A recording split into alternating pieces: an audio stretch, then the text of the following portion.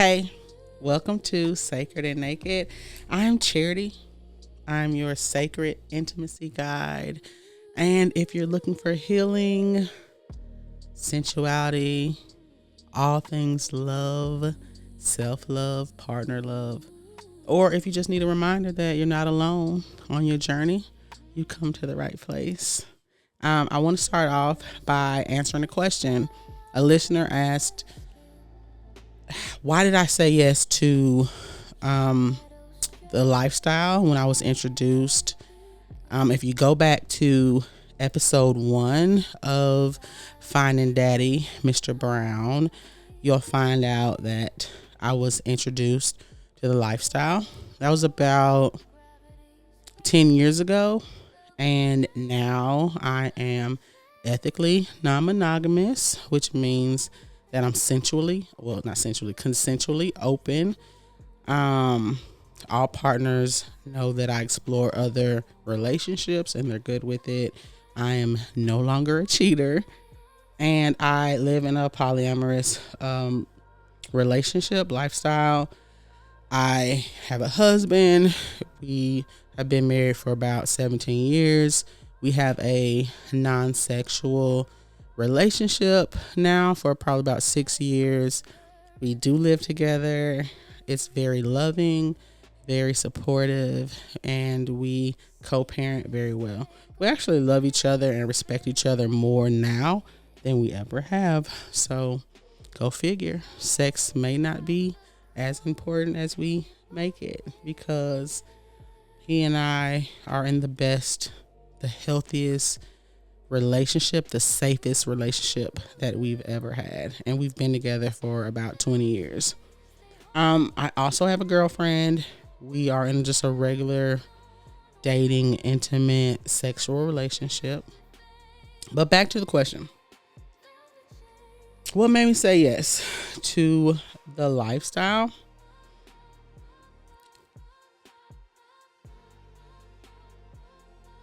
At first thought, I would say I've always had multiple boos. I've just been that type of person where I was just able to juggle multiple relationships at the same time. It, wasn't hard for me. I'm very honest, so I don't have to lie here, lie there. My philosophy is I'll be honest with you and you choose if you want to interact with me or not. And I've been that way for a very long time. I can remember in middle school talking to multiple people, high school talking to multiple people. But as I reflect more and I think about my wounds, my love wounds, my father wounds, I believe I chose to be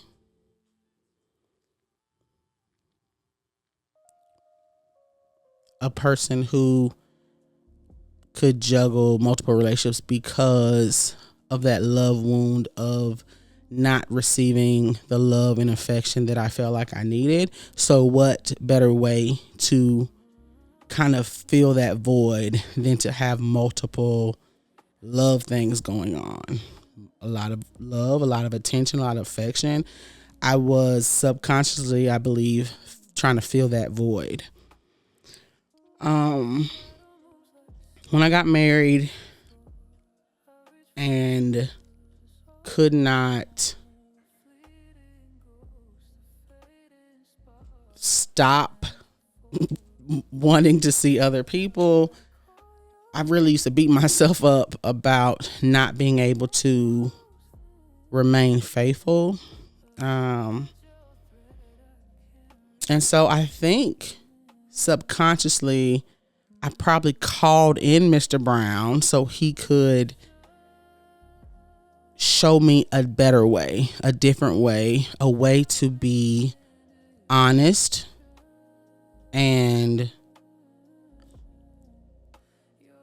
not faithful, but to be honest and to explore my needs in a consensual and free way. When he came and showed me how it worked, how he and his wife made it work, I was very intrigued. And can I be married and still explore other relationships? And what he showed me was yes. So where I do feel like being non-monogamous is kind of in my blood. I saw my grandfather kind of juggle multiple relationships. I've heard my grandmother also did. Heard that my other grandfather also did. So I think it's in my blood to do, but I want to do it in a way that is healthy and hopefully doesn't hurt as much. I mean, we're human. We experience jealousy and those things, but I know what the betrayal feels like of finding out that your person is sharing their love with somebody else behind your back. And I just don't want to participate in that anymore. So that's why I said yes to the lifestyle. It became less about filling voids and more about being my authentic self and choosing me. So I hope that answers your question. Please ask more questions. I would love to continue to answer questions at the top of my podcast. I think that's a perfect segue into what we're going to talk about today. I want to talk about inner child healing. I did mention on previous episodes about my father wound, my love wound, and all of that ties into the inner child healing. It's really been on my mind a lot lately because in my last Queen session, shout out to Queen. Queen is my spiritual mother. She has helped me tremendously on this journey. I've been seeing her for about a year, and the transformation that I have experienced spiritually, holistically within myself is mind-blowing. So shout out to you, Queen. Love you. Appreciate you so much. In my last session with her, she was telling me that I have been loving on my inner child through the love and commitment that I have to my girlfriend, through my commitment to not abandoning her in her healing and growth stage, through my belief that everyone deserves to be loved right where they are. Like, you don't have to arrive and be whole and fully healed before you are worthy of intentional, unconditional, tender, gentle, fierce love. And so when she said that, it makes so much sense because that is the type of love that I wanted as a kid. I wanted to be loved and guided and shown up for as I figured things out. And so it just made so much sense to me. So I started to think about how I've been loving and choosing and healing my inner child this whole time. I've been on this healing journey for, I think, about 6 years. And when I started and I was wondering who I was outside of a devoted mother and an unhappy wife, like, who is Charity outside of those things, I went back to really my childhood and when I felt the most happy, when I felt the safest. What did I want to do that I did not choose to do because of maybe my parents and their influence or societal expectations. And I always wanted to be a sex therapist. I was always intrigued by the connection that I heard or felt that sex brought into relationships. I was intrigued by the taboo of sex and why we're told, not to have sex out of wedlock and this and that. But then when we get married, sex is still not taught in depth of what sex is, how it should live in a marriage. I think I just heard, now that you're married, don't deny your husband or he'll go find it somewhere else. So the conversation around sex, even in the church, wasn't healthy. It was, don't do it if you're not married. When you're married, do it. Don't deny your husband. Make plenty of babies. So I just was curious about it. I also knew as a kid, like drinking alcohol and stuff, that never enticed me. Drugs never enticed me. But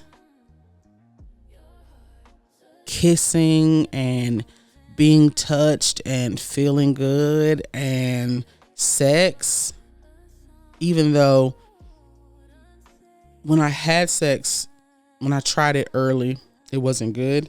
I just felt like sex would be my,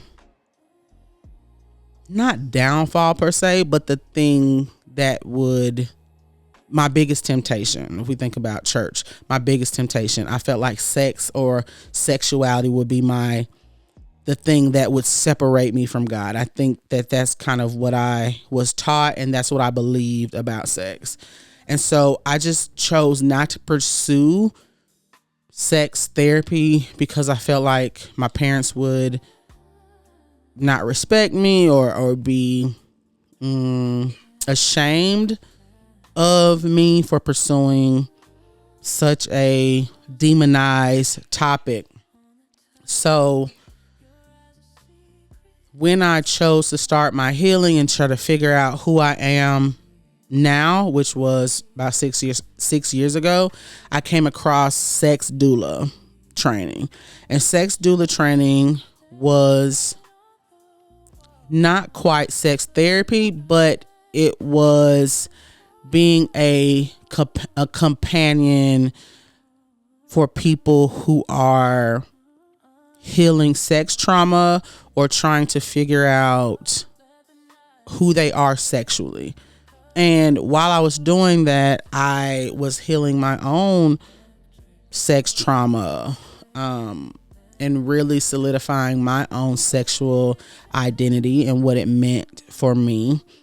At the time, I was abstaining from sex. This was like a 3-year kind of thing where I was clearing my energy, I was clearing my mind, and I was really trying to heal the foundation. Who am I at my core?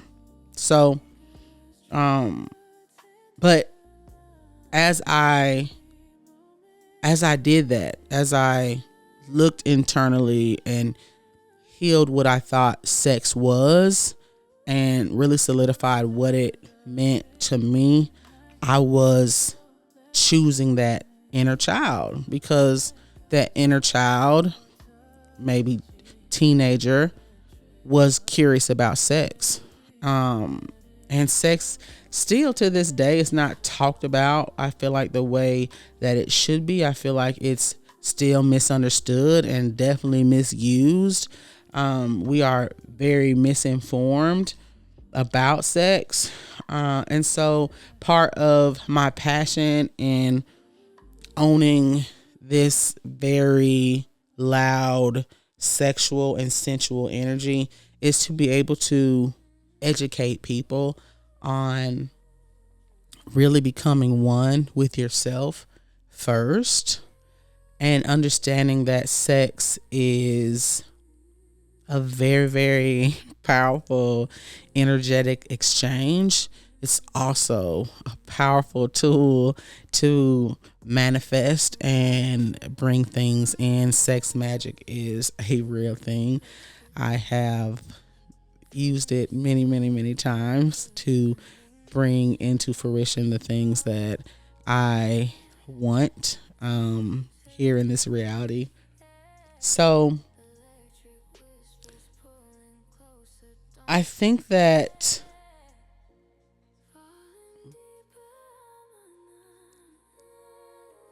in starting the healing journey, nobody teaches us where to start. And you don't have to start necessarily here or there. I think the journey is going to take you where you need to be taken, and you're going to heal the things that are priority at that time. But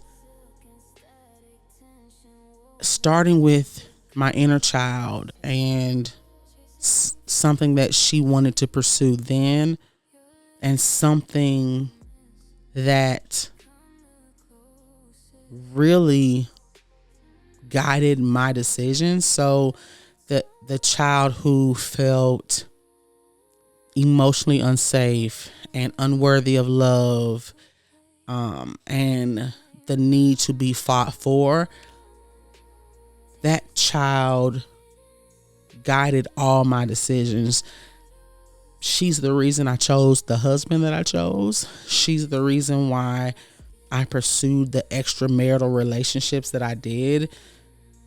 She's the reason why I searched for in people what I did. And she's the reason why I am where I am today. Through healing my sexual trauma, my sex misinformation, I proudly own the sexual energy that I walk around with today. It's so magnetic. It gets a lot of attention. There's no shame in that.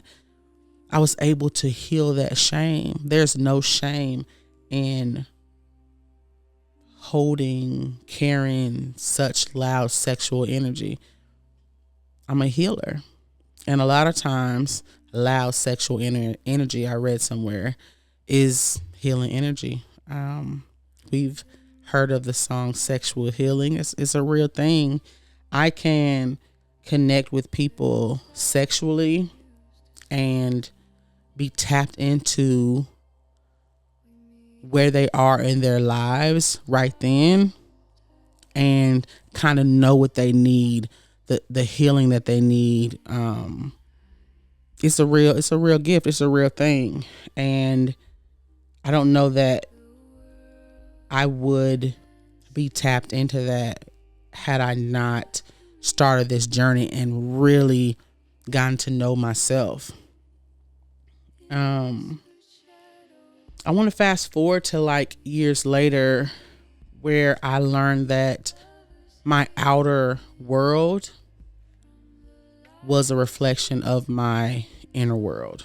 And it's so crazy because that's where that inner child, that rebel that my father always called me, probably why I wanted to explore sex too, just because it's so taboo, and especially in the church, so that my inner rebel just wanted to do something opposite of what was expected of me. But knowing that my inner child felt unworthy of love, and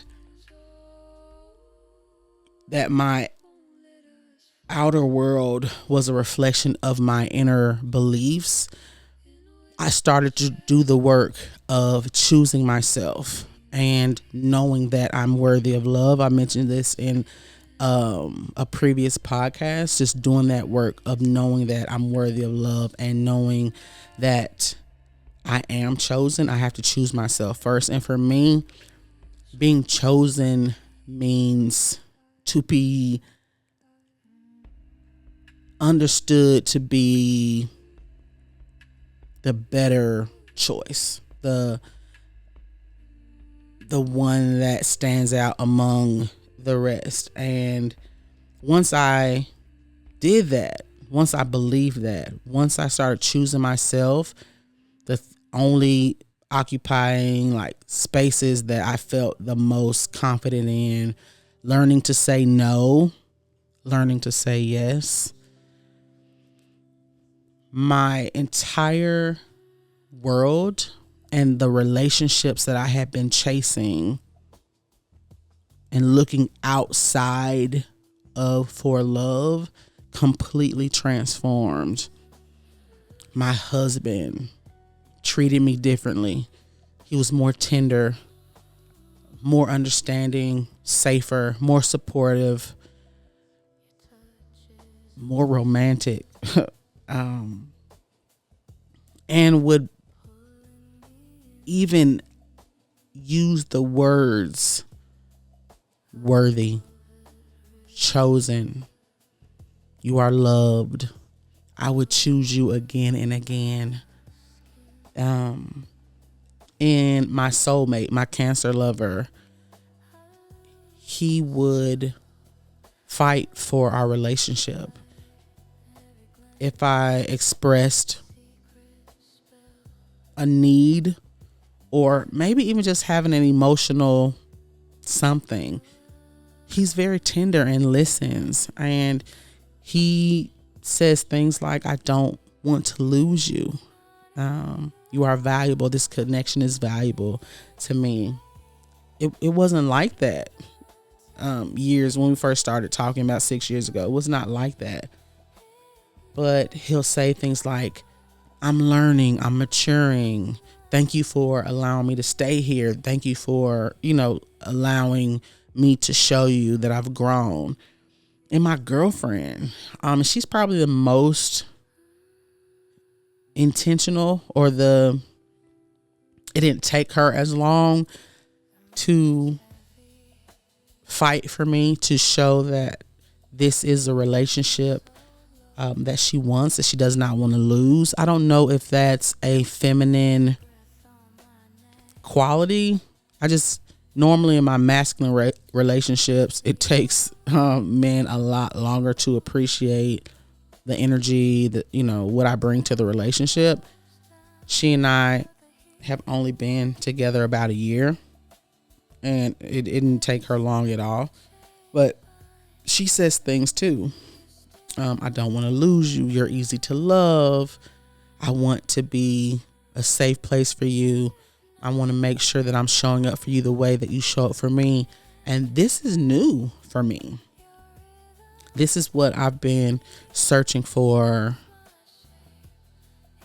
I want to say, all my life. But knowing what my inner child was saying, knowing what she believed, knowing that she felt unsafe and unworthy and unloved, and she was afraid that she would never find anyone that would fight for her, that saw her worthy of fighting for. Knowing that and tending to that, being intentional about the way that I showed up for her, the way that I heard her and knew what she needed from me, the way that I started to speak up for myself and my needs. I could not do that then. The way that I made space for my feelings, the way that I found safe spaces for my feelings, I could not do that then. I think that healing that part of me, of her, really, truly transformed my life, even in my friendships.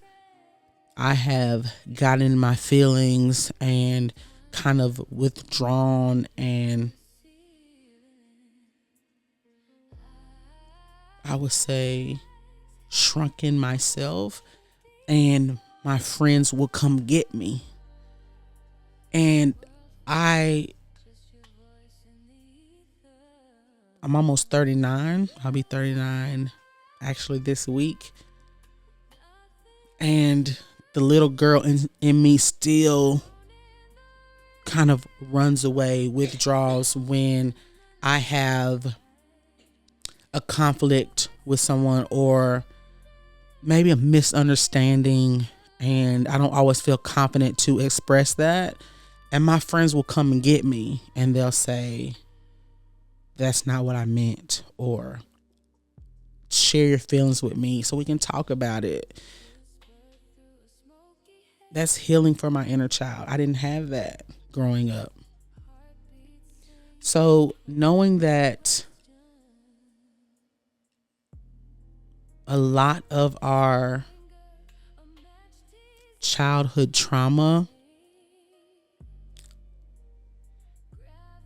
dominates the decisions that we make as we grow up,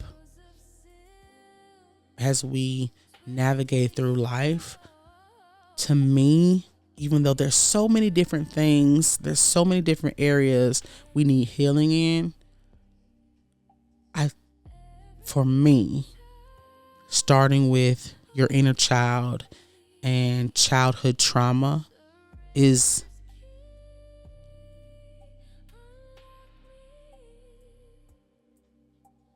I don't want to say the best way to go, but I think it should be looked at first. Because if we really think about it, that little girl or that little boy in you who didn't get what they needed, or got mistreated, got abused, neglected, overlooked, talked down to, bullied, all of the things, wasn't shown up for the most part, that trauma is probably dominating your decisions that you're making. I'm so proud of all the work that I've done in these 6 years, and the way that I love myself now, the way that I love that little girl, the way that I show up for her in all these stages. And I'm not done. I think that as long as you're alive, you have things to heal. And I'm sure I have some of the teenager to heal and address, and I have some of the young adult to heal and address, and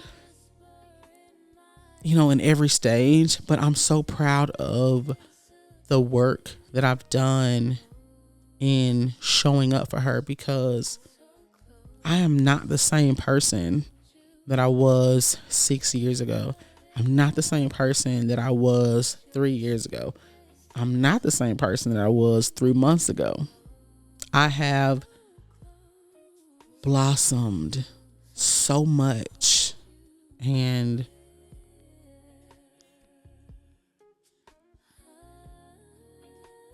I owe it to the inner child work that I've done.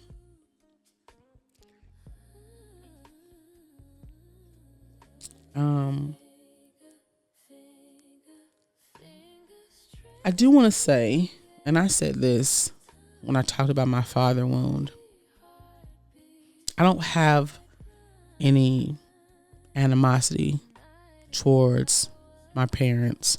They really did the best that they could do.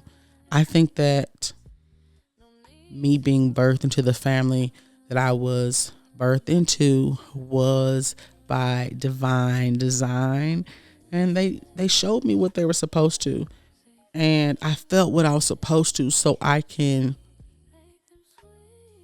heal the things and be passionate about the things that I am, so I can be here and be a light for those who have similar things that they want to heal from. Your inner child is worth exploring. He or she is worth paying attention to, worth speaking up for, worth whatever they need. Whatever they need. I have no unforgiveness in my heart at all for my parents. And I'm grateful for all of it. I'm grateful for all of it.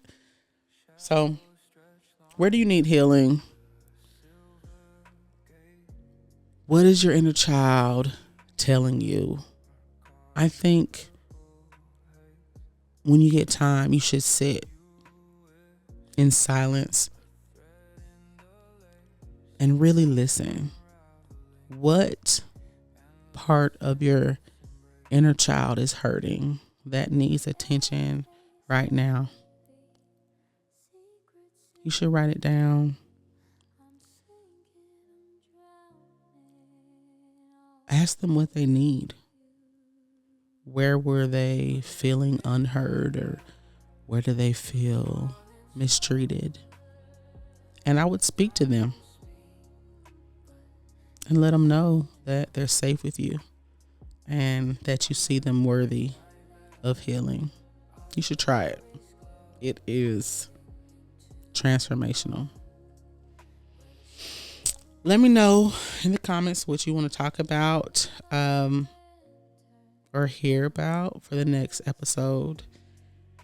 This was very, very therapeutic to talk about. It was very therapeutic to think about just the entire journey of how I've been showing up for my inner child. If you found this helpful, then please share. I'm sure you know somebody who knows somebody who knows somebody who needs some inner child healing, and I'm sure it'll be helpful. In the meantime, like, subscribe, and comment. Let me know what you want to hear. Till then, I love you. Sending hugs, kisses, and love.